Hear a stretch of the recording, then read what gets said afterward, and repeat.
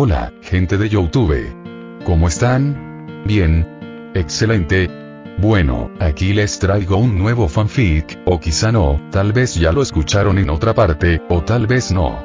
El link del fanfic estará en la descripción, así que vayan y apoyen al creador para que se anime a sacar más capítulos. Bueno, ya los dejo con el fanfic. Así que nos vemos en el próximo video, cuídense mucho y que Dios los bendiga con mucho dinero. Y si no quieren dinero, entonces con muchos bebés. Capítulo 45 Decisiones. Maldita sea. Esto es culpa tuya, payasa loca. Gritó Aukeye a Arlequín mientras una manada de 3 velociraptors los perseguía por detrás, acercándose rápidamente. Los dos vestían prendas confeccionadas con fibras vegetales y tela, claramente no diseñadas para ofrecer mucha comodidad, sino más bien la limitada protección que podían brindarles frente al duro entorno. Mientras que Aukeye tenía un arco en la mano y un carcaj improvisado a la espalda, Arley tenía una lanza primitiva en la mano derecha y un enorme garrote de madera en la otra. No es mi culpa. No esperaba que estos grandullones olieran la carne, replicó Arley. Estamos en una isla de la muerte llena de malditos dinosaurios. No debería haber sido necesario decirlo.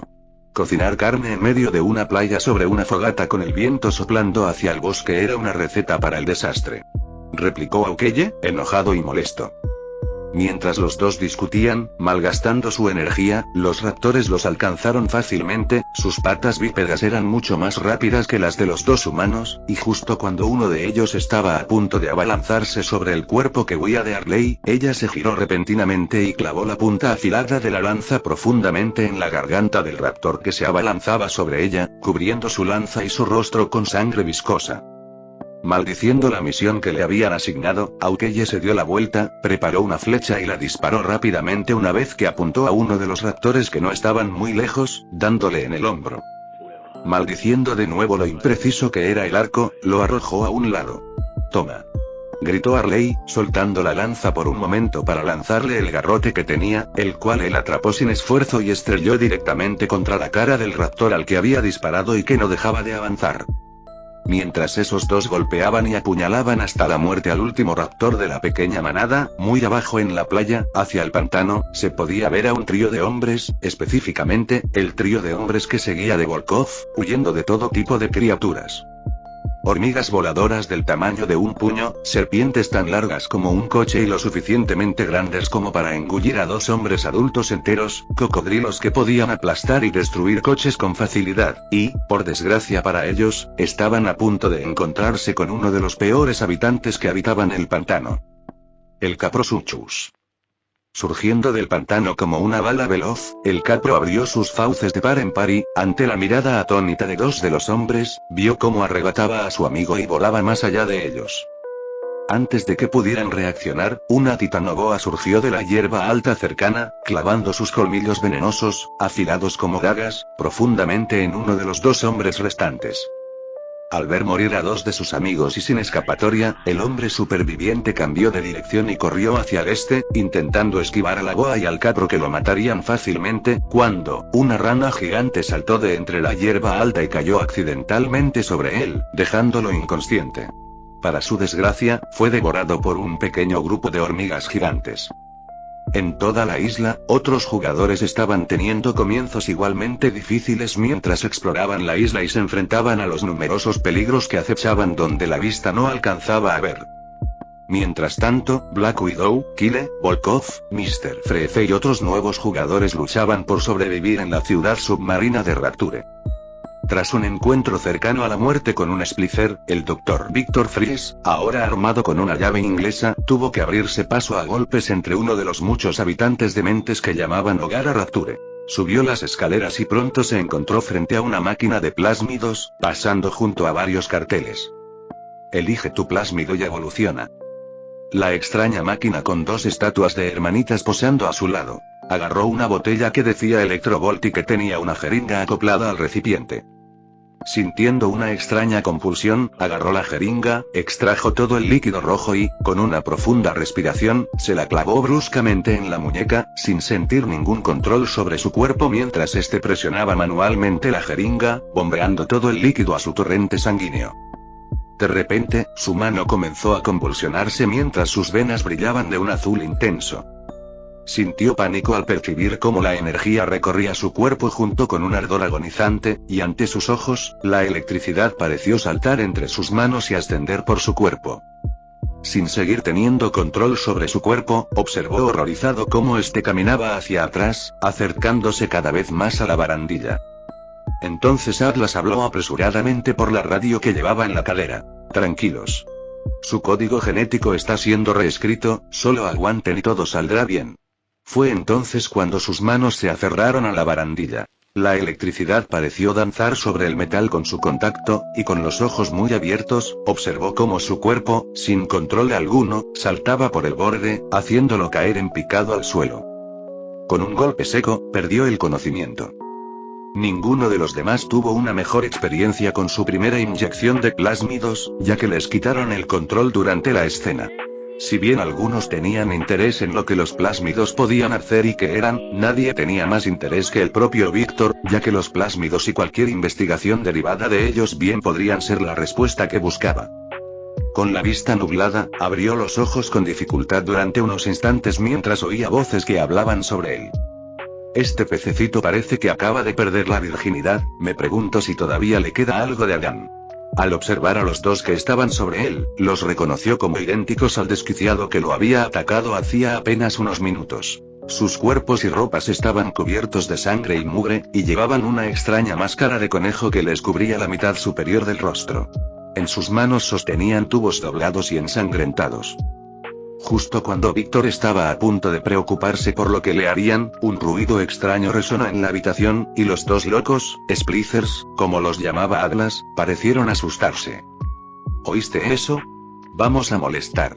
Susurró el otro Splicer a su amigo, mirando a lo lejos con temor. Débil. Eres un hendedor débil. Reprendió el Splicer que habló originalmente a su compañero, apuntándole con su pipa ensangrentada. Este pececito no vale la pena ni para acercarse a un gran papá. Replicó el segundo empalmador. Amarillo. Siempre lo he sido. Gritó el primer empalmador al segundo antes de inclinarse sobre Víctor. No te irá mejor con el metal, pececito. Nos vemos flotando en el mar, rió el empalmador con sádica alegría. Su visión se aclaró de nuevo y, poco después, abrió los ojos, sintiendo que el suelo temblaba y oyendo un gruñido amenazador fuera de su campo de visión. Caminando lentamente, por el rabillo del ojo vio un gigante deforme que vestía una especie de traje de buceo con un taladro en lugar de brazo, con la otra mano cerrada como si estuviera listo para golpear algo. Entonces, para desconcierto de Víctor, una niña apareció por detrás. La niña, descalza, vestía un vestido harapiento y sostenía una jeringa grande y amenazante en la mano. Se inclinó, dejando al descubierto un rostro pálido como la ceniza y unos ojos amarillos repugnantes sin pupilas. Mira, señor Bubbles. Es un ángel. Puedo ver la luz que sale de su vientre. Espera un momento, todavía respira, dijo haciendo un puchero antes de volver a mirar al gigante. Está bien, sé que pronto será un ángel. La niña le sonrió a Víctor como si supiera algo que él ignoraba. Entonces la niña se alejó, el gigante de metal, no. El gran papá la seguía, listo para protegerla. Su visión se agudizó una vez más, y Víctor despertó sobresaltado, encontrándose tirado en el suelo y sintiéndose aturdido. Sintió algo extraño, y al levantar la mano, observó fascinado cómo la electricidad comenzaba a brotar de toda su mano, emitiéndola en forma de electricidad. Apretó la mano, la electricidad se disipó y, con una profunda respiración, se levantó del suelo. Necesitaba saberlo. ¿Qué son exactamente los plásmidos? ¿Cómo funcionan? ¿Cómo se crean? ¿Qué otras funciones pueden tener? Con un objetivo en mente, nada en Rapture detendría a un esposo de encontrar una manera, incluso una llena de tan poca esperanza de encontrar una forma de salvar a su esposa. Capítulo 46. La historia continúa. Mientras que muchos otros jugadores de Bioshock optaron por comenzar con la dificultad normal o fácil, un hombre en particular eligió la dificultad más difícil posible. Infierno. Una dificultad solo apta para los más hábiles. Incluso los enemigos comunes representan una amenaza demasiado peligrosa como para ignorarla. Pocos fallan y la mayoría usa sus propios plásmidos. La munición y la medicina son escasas y limitadas, por lo que cada bala cuenta. No eres único. En esta dificultad, no eres más que un hombre, y los hombres comunes no sobreviven a Rapture, pero los que lo hacen, se convierten en leyendas. La descripción de la dificultad atrajo a aquel hombre, un hombre que se esforzaba por superarse, por hacerse fuerte. ¿Y qué si era difícil? Eso solo la hacía más atractiva para él. Ese hombre, por supuesto, no era otro que Kyle, un hombre que llegó al café siendo apenas un niño. Ahora, era todo un hombre. Ha vivido décadas en el duro entorno del yermo de Fallout, luchando con uñas y dientes para sobrevivir, hasta el punto de matar a suficientes personas como para convertirse en el hombre más peligroso del yermo, pero se ha topado con un obstáculo en su viaje. En otras palabras, estaba atascado. Así pues, pasó un tiempo cultivando la tierra en un pintoresco pueblo en medio de Stardew Valley, dedicando unos años a la agricultura y a la reflexión, pero con cada idea que intentaba, descubría que el obstáculo que tenía delante no se movía ni un ápice. Al tener que enfrentarse a toda una plataforma petrolífera llena de soldados armados con servoarmaduras, rifles láser, rifles de plasma y todo tipo de tecnología avanzada, fue fácilmente aplastado y pisoteado, como si fuera un insecto bajo una bota. Francorgian por sí solo era una amenaza, por no mencionar todas las torretas, robots, soldados, científicos y demás personal que consideraban la plataforma petrolífera su hogar. Claro, intentó muchas estrategias diferentes. La mayoría no llegaron muy lejos, y algunas resultaron ser distracciones decentes, pero al final, tenía un límite de tiempo antes de que el enclave comenzara a devolverse más activo y a causar más problemas en los restos de lo que una vez fue California. Claro, podía retrasarlos mediante problemas logísticos, plagas o toda clase de otros inconvenientes, pero al final siempre lo encontraban. Así que decidió probar algo nuevo, y el dueño le sugirió este juego, ya que trataba sobre una ciudad submarina. No era exactamente una plataforma petrolífera, pero quizá le inspirara. Al principio, tuvo que acostumbrarse a estar en un cuerpo que no era el suyo, pero para su sorpresa, lo hizo bastante rápido. Sin embargo, no le gustaba perder el control y quedar relegado a un segundo plano cada vez que aparecían las escenas cinemáticas. Luego tuvo lugar su primer encuentro con un Splicer, el habitante más común de la ciudad de Rapture con el que se topaba ocasionalmente. Si se juega en cualquier otra dificultad que no sea infierno, el primer Splicer con el que se encuentra el jugador es esencialmente un personaje secundario, carne de cañón fácil de eliminar, pero en la dificultad infierno, la situación es completamente diferente. Sin más que una llave inglesa, Kyle se topó con su primer obstáculo en Rapture. Un Splicer armado con una tubería oxidada y plásmidos. Murió por tus pecados. Por tus pecados. Gritó el Splicer mientras la electricidad recorría su brazo y se lanzaba contra Kyle, quien la esquivó rápidamente saltando detrás de un pilar. Al retroceder de un salto, el tubo oxidado que el Splicer sostenía en la mano se estrelló contra el pilar de hormigón, justo donde la cabeza de Kyle había estado momentos antes. Murió. Por tus pecados. El Splicer gritó de nuevo, lanzándose a golpear a Kyle con su tubería oxidada tras fallar el tiro. Echando hacia atrás, esquivando el golpe por apenas centímetros, Kyle se abalanzó repentinamente hacia adelante, blandiendo la pesada llave inglesa que tenía en las manos hacia la muñeca del Splicer, y con un crujido espeluznante, la rompió, provocando que el Splicer gritara y soltara la tubería oxidada que tenían en la mano. El Splicer gritó, y antes de que Kyle pudiera aprovechar la lesión del Splicer, este le dio un cabezazo antes de golpearlo en el estómago con la otra mano. La electricidad recorrió el puño del Splicer, enviando dolorosas descargas eléctricas directamente al pecho de Kyle. Kyle se desplomó, gimiendo, sintiendo como si tuviera la peor acidez estomacal de su vida. Fue un milagro que la descarga eléctrica no le hubiera provocado un paro cardíaco. Ha muerto. Gritó el Splicer, pisoteando el estómago de Kyle antes de darse la vuelta para intentar agarrar su tubería oxidada. Tosiendo, Kyle apretó la llave inglesa con tanta fuerza que se le pusieron blancos los nudillos y, con todas sus fuerzas, se puso de pie.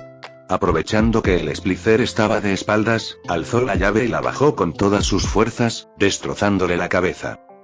El cráneo del Splicer se rompió, y Kyle continuó corriendo con todas sus fuerzas hasta que lo único que quedó de la cabeza del Splicer fue un montón de papilla. mientras Kyle continuaba su viaje por Rapture y su historia en el servidor público oficial de Ark, donde se encontraba la mayoría de los jugadores actuales, y solo unos pocos jugaban en modo individual, el caos estaba en pleno apogeo ya que los jugadores tenían problemas para luchar contra los dinosaurios que habitaban la isla. De hecho, algunos todavía tenían problemas para salir de la playa, pero 2 personas en concreto estaban más avanzadas que las demás. Un payaso chiflado y un arquero a la antigua usanza en una época en la que todo el mundo tenía poderes o armas de fuego. Aunque aquel arquero lo desconocía, existía un grupo de justicieros que usaban arcos iguales a los suyos, aunque no se enteraría de su existencia hasta mucho después.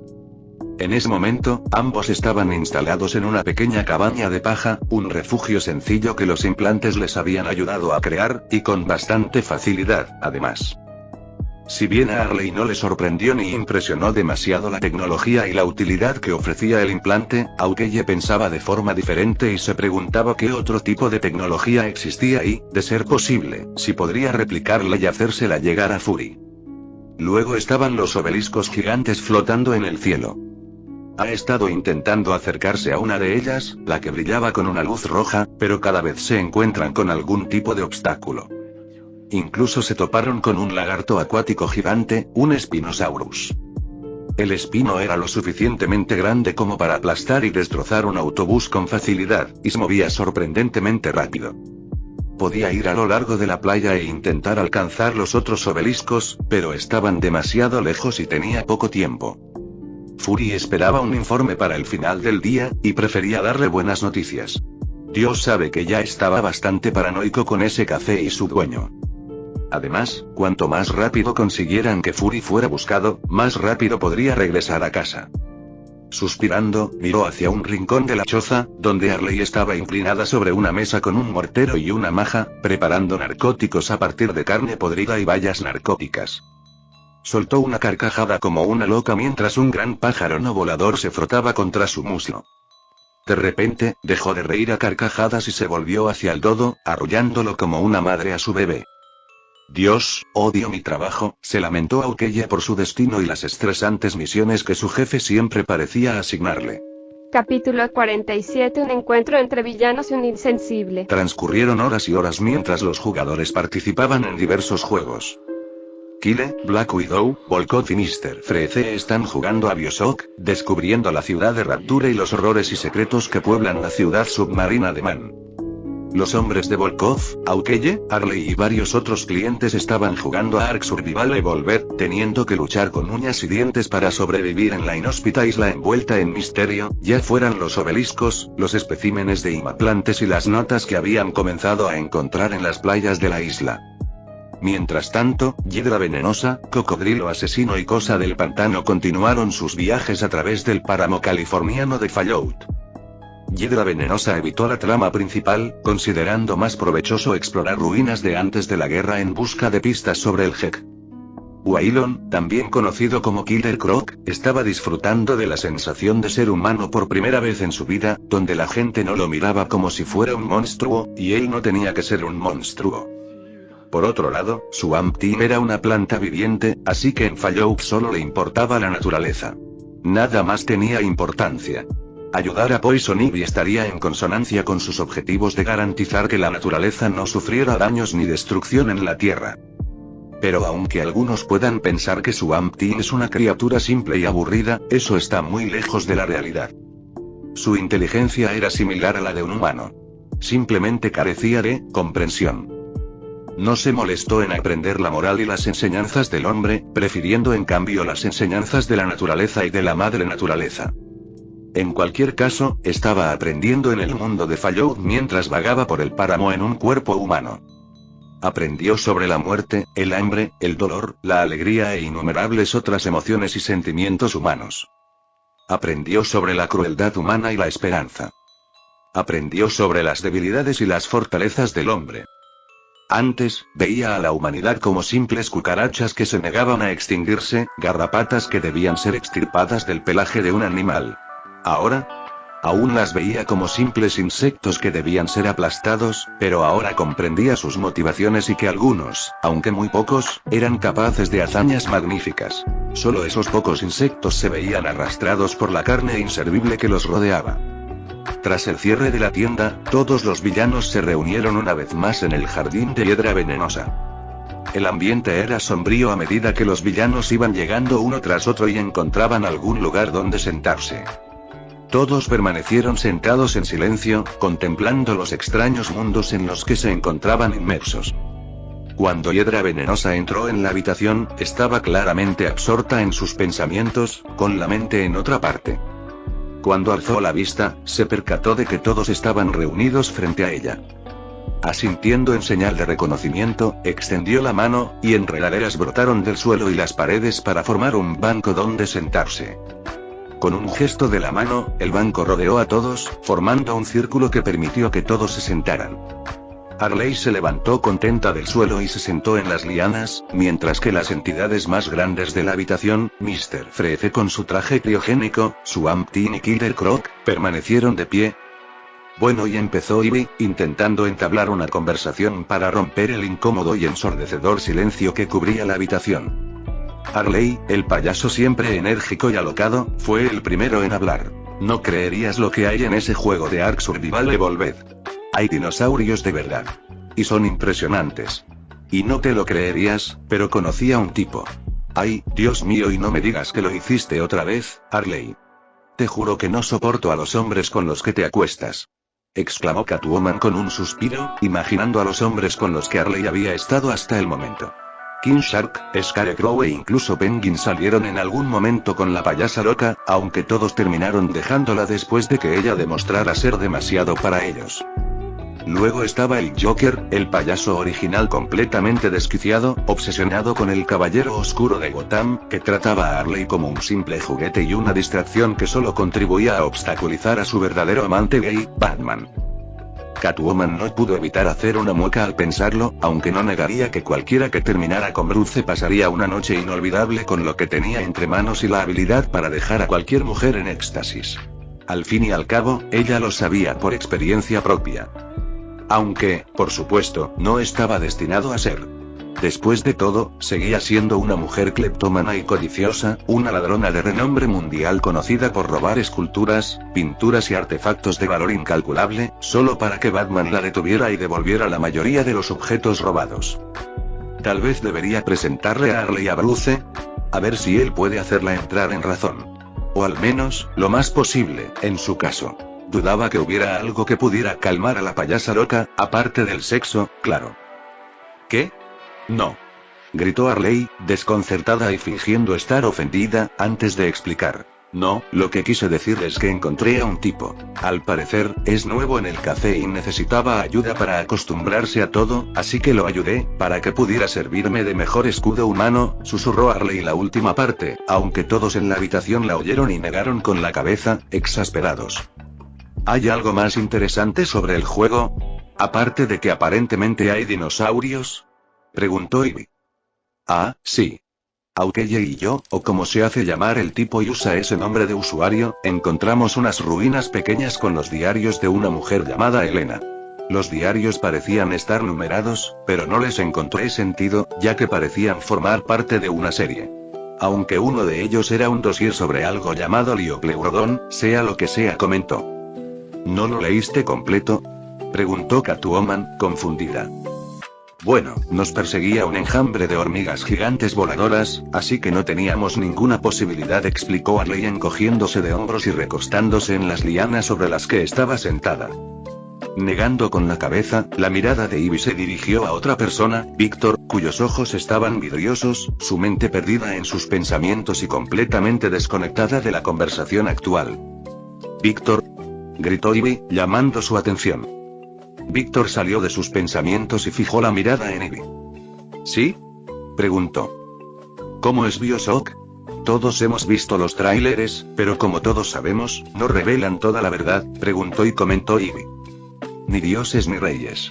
Solo el hombre, citó Víctor, con la mirada perdida en los recuerdos de los horrores del rapto. Algunos parecían confundidos por la declaración, y algunos de los más sabios comprendieron lo que ese tipo de cita podía implicar, especialmente aquellos en este grupo que han experimentado de primera mano lo monstruosa que puede ser la humanidad. Suspirando, Víctor continuó. Es una ciudad donde los científicos pueden estudiar y practicar lo que deseen sin ningún tipo de control. Han inventado muchas cosas grandiosas y otras verdaderamente horribles, podría haber sido una utopía, pero no. Ahora, solo queda una ciudad en ruinas, llena de defensas automatizadas, hombres y mujeres dementes, niños convertidos en monstruos y sus enormes protectores cyborg que golpean, queman o asesinan a tiros a cualquiera que amenace su protección, explicó Víctor con la mirada endurecida. Los ojos de algunos villanos se endurecieron al enterarse de los experimentos con niños. Si había algo en lo que la gran mayoría de villanos y criminales coincidían, era que los niños eran intocables. Cualquiera que se metiera con niños, y mucho menos que les hiciera daño, y ni hablar de experimentar con ellos, eso significaba ser incluido directamente en una lista negra. Por lo general, si esos hombres llegaban a prisión, estaban condenados a morir en la primera semana. Si eso no funcionaba, los mataban en la calle. No se toleraba hacer daño a los niños. Pero, soy capaz de salvarlas. Es difícil, pero salvo a cada hermanita que encuentro, suspiró Víctor. Mientras los villanos continuaban su reunión, en el Kitchen Kyle estaba escondido en una fábrica abandonada que estaba poniendo en marcha de nuevo. Martillando una pieza de metal en un banco de trabajo, estaba rodeado de piezas desechadas, chatarra, circuitos y demás. Sobre la mesa de trabajo, un objeto redondo comenzó a tomar vida. Un Ellebot. Capítulo 48 informando a Fury. Mientras caminan por la calle, los dos agentes de S.H.I.E.L.D., Black Widow y Aukeye, dos de los activos más valiosos de todos los agentes de S.H.I.E.L.D., están en el nivel 7 de la jerarquía. S.H.I.E.L.D. tenía 10 niveles. Los niveles 1 a 3 estaban compuestos por la mayoría de los agentes y el personal protegido. Aquellos en este nivel tenían libre acceso a la mayor parte de la información no clasificada que S.H.I.E.L.D. ha recopilado desde su fundación. Los agentes de nivel 4 tenían acceso a información confidencial y eran agentes y personal de confianza. A los miembros del nivel 5 se les concedió acceso a una gran mayoría de la información secreta que se consideraba sensible. A medida que aumentaban los niveles, mayor era la confianza que una persona inspiraba en S.H.I.E.L.D., y de todos los miembros de S.H.I.E.L.D., solo 4 personas podían considerarse con certeza dignas de la confianza de Fury, el director de S.H.I.E.L.D. Esos 4 eran Aukeye, la Viuda Negra, el agente Phil Coulson y Maria Hill. Fury simplemente no podía confiar en nadie más. Por eso encargó a 2 de sus mejores agentes, en quienes confía plenamente, que evaluaran la situación. Los 2 agentes pronto llegaron a un buen hotel, donde procedieron a actuar como una pareja delante del recepcionista y continuaron así hasta su habitación, donde dejaron de fingir en cuanto se cerró la puerta. En silencio, sacaron sus armas y registraron la habitación minuciosamente, buscando debajo de cada superficie y dentro de cada aparato electrónico. Estamos despejados, declaró Clint Barton, alias Aukeye. Asintiendo con la cabeza, Black Widow salió del baño con su arma desenfundada y lista para disparar. Guardando su arma en su sostén, caminó con cuidado hacia una de las bolsas de lona que había sobre la cama, examinándola en busca de cualquier señal de manipulación. Asintiendo con la cabeza, abrió la cremallera de la bolsa y sacó un pequeño cubo. Pulsando un botón oculto, lo colocó sobre el mueble de la televisión y esperó. Unos minutos después, el cubo comenzó a brillar antes de activarse. Un holograma de un afroamericano de mediana edad y calvo con una larga cicatriz que le cruza un ojo y un parche que le cubre ese mismo ojo. El hombre vestía un abrigo largo negro y botas, y miraba a los 2 agentes con los brazos cruzados. «Ínfieme». «Sí, señor», dijo Aukeye primero. Tal como lo ordenó, al enterarme de que había un nuevo juego disponible en el café, interrumpí mi misión y me asignaron para ayudar a Black Widow. Ella me explicó qué esperar y me ayudó a crear mi cuenta, explicó Barton, esperando un momento para ver si Fury tenía alguna pregunta. Al no ser interrumpido, decidió continuar. Los 2 nuevos juegos que se presentaron se llamaban Bioshock primero y Ark Survival Evolved. De los 2, elegí Ark Survival Evolved por su nombre y mi formación en escenarios de supervivencia, explicó Barton. ¿Y por qué esperabas poder usar un arco?, bromeó Black Widow fuera de cámara, aunque el director Fury no hizo ningún comentario al respecto. Cuando inicié el juego, me encontré frente a una pantalla de menú en 2D muy realista, que me mostraba una isla rodeada por un océano interminable, y flotando sobre la isla había 3 máquinas flotantes que más tarde supe que se llamaban obeliscos. ¿Y? Preguntó Fury después de que Aukeye guardara silencio durante unos segundos. Y. Me dieron a elegir.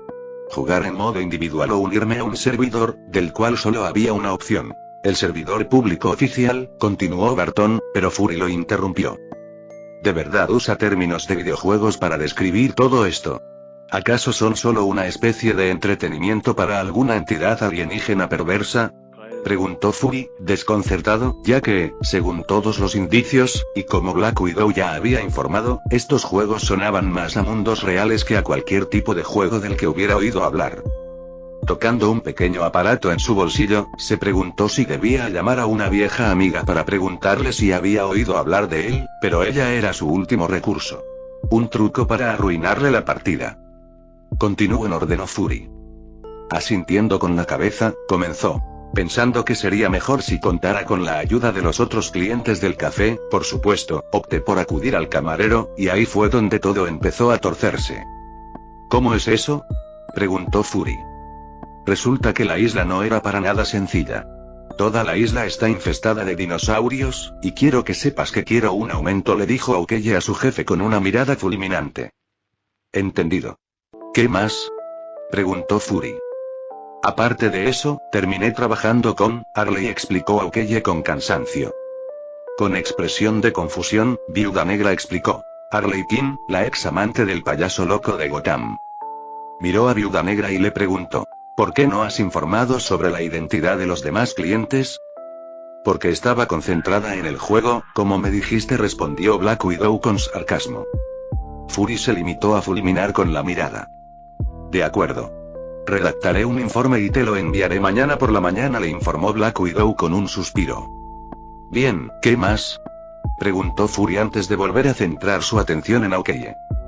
Aparte de eso, he estado intentando llegar a uno de los obeliscos, pero me he visto obligado a detenerme porque hay un dinosaurio gigante acechando en el río que ataca al instante. Con la ayuda de Harley, hemos construido una sencilla cabaña de paja y estamos al menos decentemente equipados, pero no lo suficiente como para enfrentarnos a ese espino. ¿Espino?, preguntó la Viuda Negra. Espinosaurio, un lagarto enorme que podría aplastar un autobús escolar si quisiera y tiene una aleta dorsal parecida a la de un tiburón, explicó Barton antes de volver a centrarse en su insieme. Además de eso, hay 2 cosas más que creo que debería mencionar. Implantes de especímenes y notas de los supervivientes. Tras reflexionar un instante, continuó. Cuando llegué a la playa, desperté con un extraño prisma metálico incrustado en la mano. Este objeto, según descubrí, era una especie de ordenador. Al levantar el brazo y concentrarme en él, aparece un holograma que me muestra mi estado actual y mi salud física, algo llamado engramas, que es básicamente un catálogo de planos, y mucho más. Incluso puedo usarlo para enviar mensajes globales a los demás supervivientes de la isla. En cuanto a las notas, solo hemos encontrado unas pocas, pero parece que podría haber diarios y apuntes que documenten la historia de los antiguos habitantes de la isla. Eso captó su interés. Quiero un informe completo sobre estos implantes de especímenes. Además, quiero que recopiles todas las notas que puedas sobre la isla, y quiero saber qué ocurrió allí, qué son esos obeliscos, por qué despertaste en una playa con un extraño implante metálico en el brazo, y si queda alguien con vida en la isla aparte de los demás en el café. Haz lo que sea necesario. Si hace falta, te proporcionaré personal para que completes tu objetivo, ordenó Fury. ¿Está Coulson disponible?, preguntó la Viuda Negra. Fury suspiró pero asintió. Sí, lo es. Puedo traerlo aquí para que los ayude a ambos o para que trabaje en los otros mundos. Viuda. Informa, ordenó Fury. Sí, señor. Como Clint eligió Ark Survival Evolver, me quedé con Bioshock. ¿Y usted, señor? Si va a incluir a Coulson, le pido que intercambiemos. Así puedo volver a trabajar en Fallout mientras él juega Bioshock, solicitó Natasha, alias Viuda Negra. ¿Por qué?, preguntó Fury con una mirada escrutadora. ¿Me trae malos recuerdos, la habitación roja?, preguntó Fury, con una leve preocupación reflejada en sus ojos tras su expresión estoica. Ella asintió. Hijo de puta y... Fury maldijo antes de caminar de un lado a otro. Permiso concedido. Vuelve a Fallout. Como siempre, quiero informes diarios. Especialmente sobre cualquier tecnología desconocida o recién descubierta, peligros, criaturas y demás, ordenó Fury. Sí, señor, respondieron los dos agentes. Fury asintió y dijo: descansen un poco. Quiero sus informes completos antes del mediodía de mañana. Dicho esto, su figura desapareció repentinamente tras agitar la mano, y el cubo se desactivó.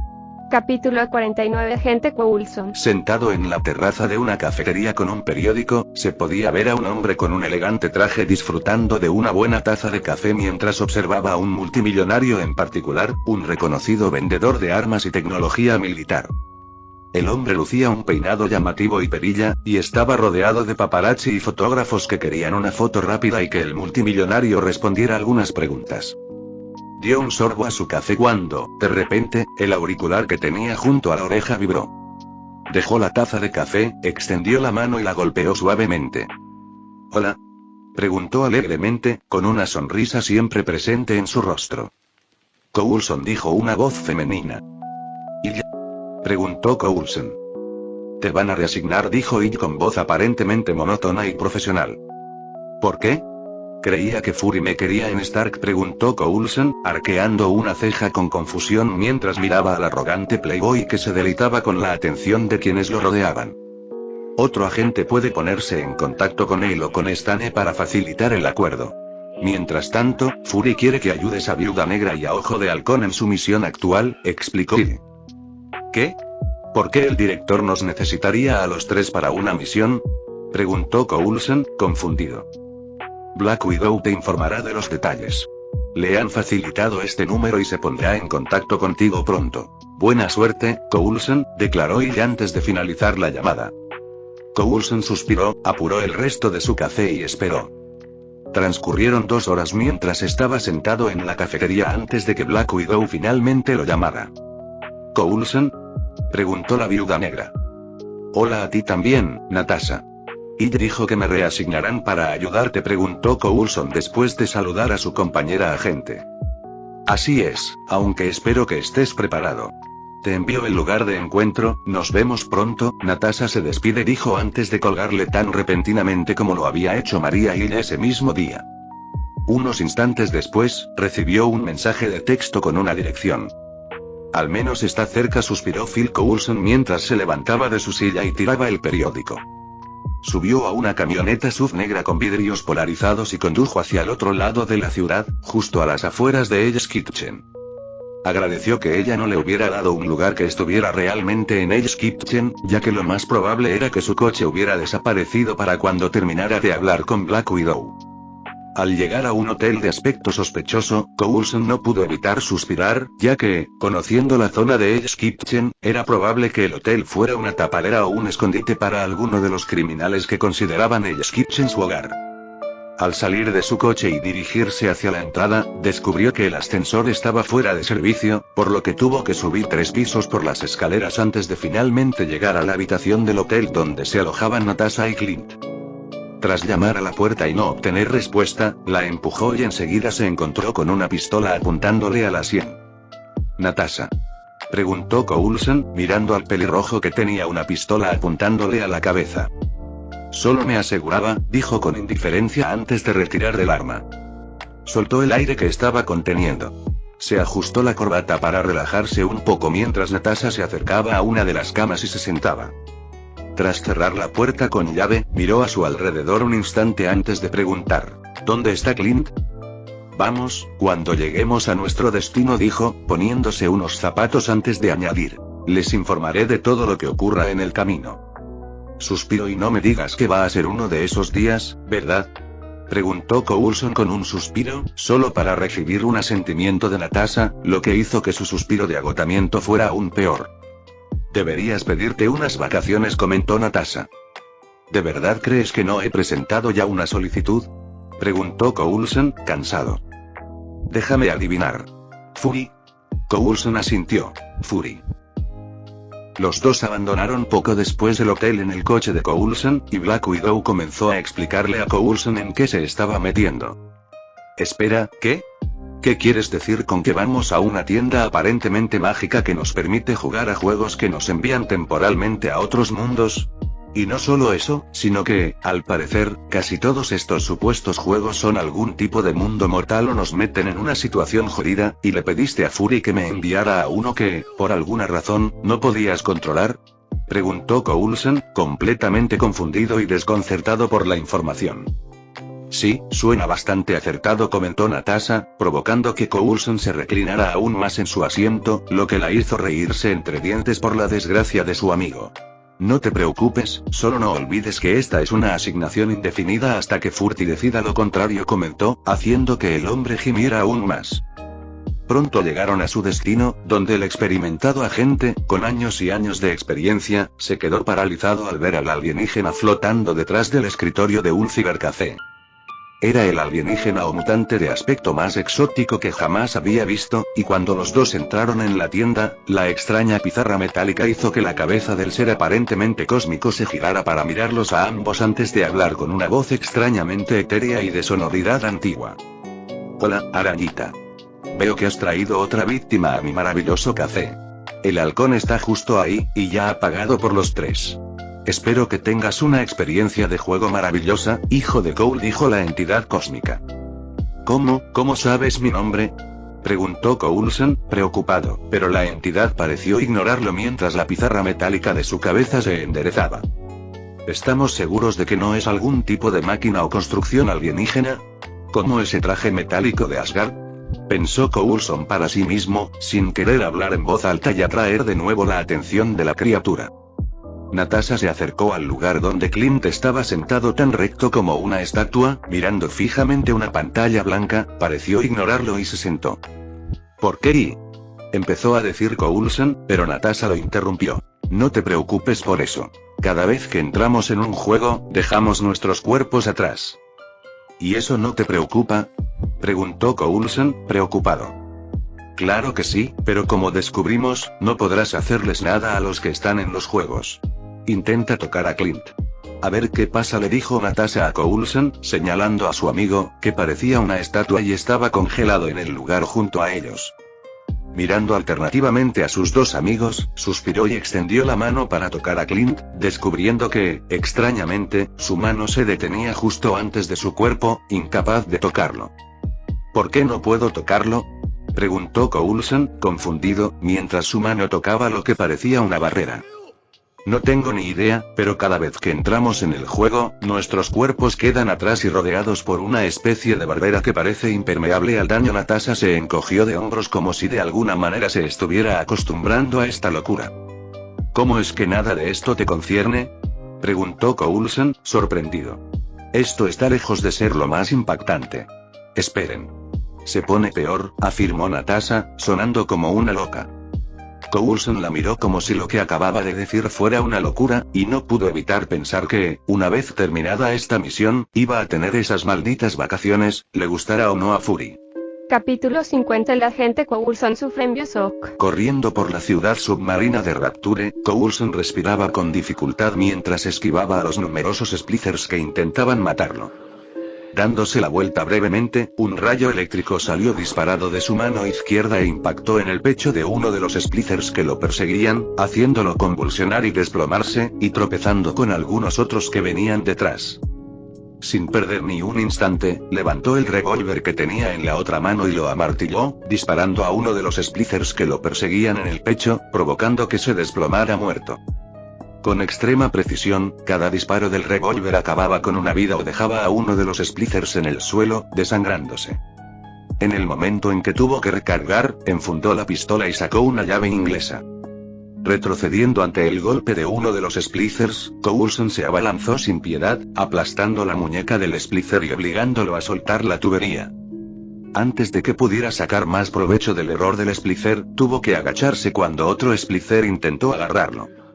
Con todas sus fuerzas, se lanzó por debajo de los brazos del empalmador, propinándole un brutal uppercut que le dislocó la mandíbula y lo dejó inconsciente.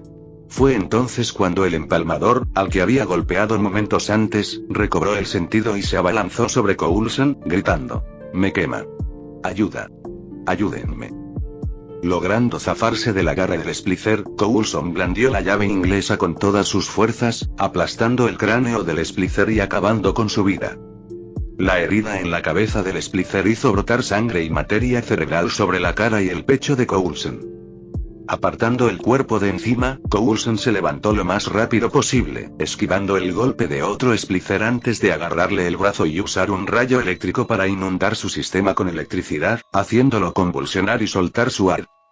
Fue entonces cuando sintió un dolor horrible en la espalda, donde un empalmador con un cuchillo de cocina le clavó el cuchillo lo más profundamente posible. Coulson echó el brazo hacia atrás y le dio un codazo en la cara al Splicer, rompiéndole la nariz con un crujido espeluznante. Antes de que el Splicer que tenía delante pudiera reaccionar, y mucho menos moverse, Coulson le dio un puñetazo en la cara y luego lo golpeó con todas sus fuerzas con la llave inglesa, derribándolo al suelo, donde Coulson comenzó a pisotearle la cabeza hasta que su rostro quedó irreconocible. Respirando con dificultad, Coulson hizo una mueca de dolor, pues sabía que tenía que romperse los huesos de la mano izquierda. Tras asegurarse de que todos estaban muertos, Coulson hizo una mueca de dolor cuando el ardor de la puñalada clavada en su espalda volvió a intensificarse, distrayéndolo del dolor en su mano. Arrancando un poco de la tela que pudo de la ropa del Splicer, la envolvió y aplicó toda la presión posible alrededor del cuchillo para detener la hemorragia. Sacar el cuchillo solo habría empeorado las cosas, especialmente porque está en una zona de difícil acceso. Respirando con dificultad mientras el dolor se intensificaba al tocar la herida, comenzó a mirar a su alrededor antes de tropezar con una máquina. Una de ellas decía Prime Alt Unity y tenía una gran cruz blanca colgando encima. Haciendo un gesto hacia ella, sacó $10 de su bolsillo y los insertó en la máquina. Una vez hecho esto, respiró hondo y, tras flexionar el brazo hacia atrás, sacó el cuchillo muy lentamente, ya que no podía sujetarlo bien. Pasaron unos instantes mientras Coulson gritaba y jadeaba de dolor, antes de que el cuchillo cayera al suelo con un estrépito y la sangre comenzara a correr por su espalda. Haciendo caso omiso de eso, colocó su brazo derecho en el soporte de la máquina, tiró de una palanca, dejando al descubierto una jeringa que se introdujo en su brazo y comenzó a bombear un líquido verde a su sistema. Al soltar la palanca y retirar el brazo, el dolor comenzó a desaparecer rápidamente a medida que los huesos de sus manos volvían a su lugar y se reparaban, y los diversos moretones y heridas de su cuerpo comenzaron a sanar rápidamente, dejando la piel intacta. Gruñendo, Coulson se apoyó contra una pared cercana, exhausto y cansado de la pelea anterior. Cuanto más se adentraba en la ciudad, más splicers, torretas, drones, cámaras y Big Daddy se encontraba. Cualquiera de ellos podía representar una amenaza que acabaría con su vida. Durante varios minutos, Coulson se sentó y recuperó fuerzas, preguntándose si debía continuar o no. Rapture era mucho más peligroso que cualquier cosa por la que Coulson hubiera tenido que pasar, y parecía que solo se volvía más peligroso. Suspirando, se levantó y continuó, atravesando el vestíbulo del pabellón médico hasta el acceso de emergencia, donde accionó una palanca, liberando a una pandilla de splicers que entraron corriendo por el vestíbulo. Tras respirar hondo, se preparó para la batalla que se avecinaba. Luchando con uñas y dientes contra los splicers, y saliendo victorioso únicamente gracias a su entrenamiento como agente de S.H.I.E.L.D., Coulson subió las escaleras del vestíbulo donde abrió una puerta que conducía a un pasillo vacío que llevaba a otra puerta. Al abrir esa puerta se reveló una gran sala abierta donde se encontró con una torreta que lo abatió inmediatamente antes de que pudiera reaccionar.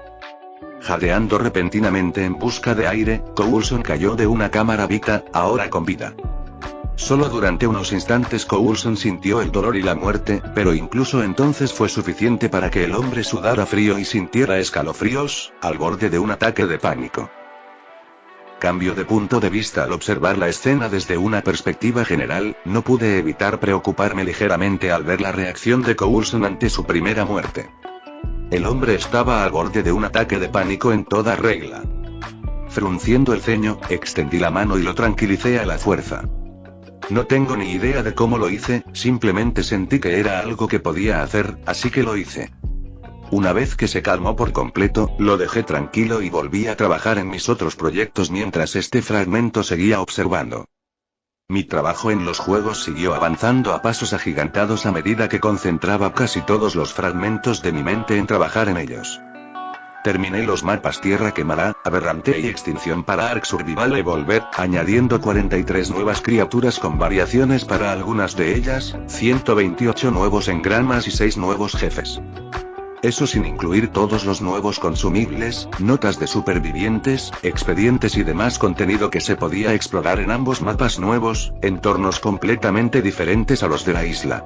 El mapa de Tierra Quemada era un desierto gigante donde cada día hacía un calor abrasador y por la noche un frío glacial, con escasez de agua. En cuanto al mapa Aberrante, se desarrolla bajo tierra. En cuanto a Bioshock, terminé de desarrollar el segundo juego y Bioshock Infinite, el juego final de la serie. Bioshock 2 se desarrollaba una vez más en Rapture, con el personaje principal asumiendo el papel de un Big Daddy en lugar de un humano de carne y hueso, mientras que Bioshock Infinite tenía lugar en un sitio completamente diferente, la ciudad flotante de Columbia. Lo único que me quedaba eran unos pocos detalles finales para Bioshock Infinite y los últimos mapas de Ark. Aunque todavía me quedaba un poco por hacer, preveo que terminaré los mapas de Genesis 1 y 2 en unos días, mientras que debería haber terminado completamente con Bioshock esta noche. Eso no es todo. Compré el siguiente lote de juegos que se exhibirían en el café. The Elder Scrolls, Minecraft y Resident Evil. Fin del capítulo 50.